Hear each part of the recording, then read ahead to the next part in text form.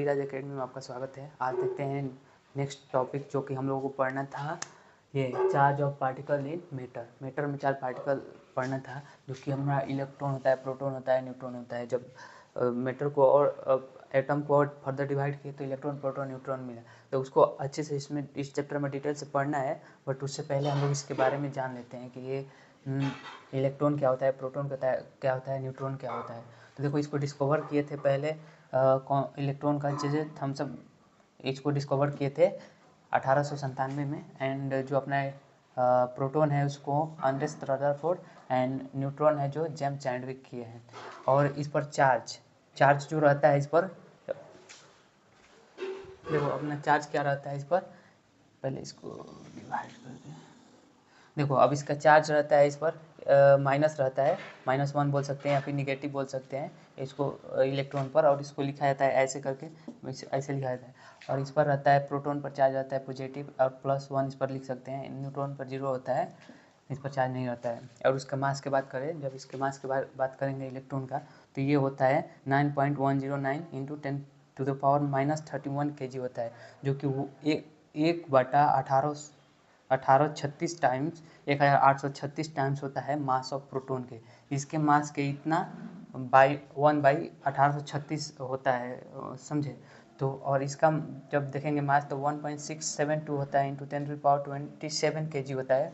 और इसका ये होता है 1836 टाइम, मतलब कि उसमें मल्टीप्लाई होगा 1836 times heavier than electron. Electron से इतना ज़्यादा हेवी होता है इलेक्ट्रॉन, इसके अपेक्षा ये क्या होता है, हल्का होता है, लेकिन ये हेवियर होता है, भारी होता है इलेक्ट्रॉन से 1836 टाइम, 1836 टाइम।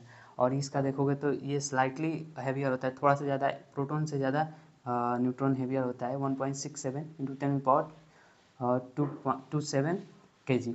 तो थोड़ा सा होता है, या बोल सकते हो उतना ही भी बोल सकते हो, बस माइनर होता है, तो इसको अप्रोक्स इतना ही मान लेंगे। अब देखो आगे क्या बात करेंगे लोकेशन के, तो इसमें लोकेशन इन एटम। एटम इसका क्या लोकेशन होता है इलेक्ट्रॉन का, ये आउटसाइड न्यूक्लियस के बाहर, क्या करता है, ये घूमते रहता है ऑर्बिट में, सेल में, समझे। और इनसाइड ये क्या होता है, प्रोटॉन जो होता है अंदर होता है, न्यूक्लियस के अंदर रहता है, सेंटर में। और ये भी इनसाइड में ही रहता है, दोनों एक के साथ ही रहता है। तो अब देखो ये रोल इसका देख लेते हैं, रोल इन एटम, क्या इलेक्ट्रॉन का role, responsible for the chemical reaction and electricity. ये केमिकल रिएक्शन एंड इलेक्ट्रिसिटी के लिए रिस्पॉन्सिबल होता है।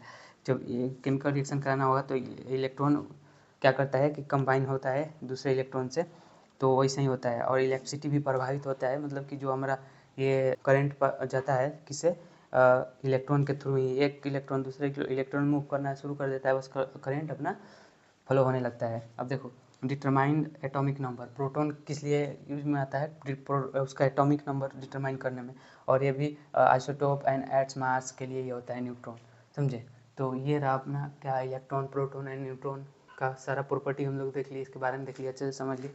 तो आगे नेक्स्ट लेक्चर हम लोग जो आगे इसके पढ़ेंगे, तो उस टाइम सारा model, Bohr model and Thomson model, Rutherford model सब पढ़ लेंगे, तो अच्छा से हो जाएगा, हम लोग को दिमाग में आ जाएगा कि कैसे ये इसका मास कैसे इतना आया, क्या हुआ, कैसे डिस्कवर हुआ, कैसे नहीं, तो इसको जान लेंगे। तो मिलते हैं नेक्स्ट लेक्चर में, तब तक के लिए आप लोग पढ़ते रहिए। आगे के लेक्चर में आगे का टॉपिक पढ़ेंगे।